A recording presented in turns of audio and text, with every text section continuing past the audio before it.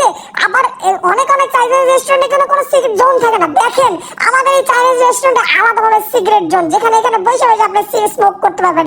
আসলে স্মোক যদি ওইখানে করতেন তাহলে বাকি কাস্টমারদের প্রবলেম হইতো। এই জন্য এইটা হলো খোলামেলা জায়গা, এইখানে বসে সিগারেট খাইবেন, ঠিক আছে? আচ্ছা খাইবেন যেহেতু, মরবেন যেহেতু সিগারেট খাইয়া, আমি আপনার ভালো মরবো মারি নেন, আমি আগুন জ্বালাই দিই, আপনি মরবেনই তো। আমি মারি, আপনি জ্বালান, আমি জ্বালাই, মরবেন তো আপনি, আমার দোষ নাই, চলছে থুকুমুকু ভালো মত জ্বালাই। এইটা হলো সিগারেট জোন। অনেক অনেক সিগারেট রেস্টুরেন্টে কিন্তু সিগারেট জোন থাকে না। বাড্ডা রেস্টুরেন্টের যেটা হচ্ছে দা অলিভ লঞ্চে, এটা সিগারেটের আলাদা করে জোন আছে। তো যারা যারা আসতে চান তারা চলে আসতে পারেন ফুলকলির অপোজিট সাইডে ব্র্যাক ইউনিভার্সিটি বিল্ডিং এ।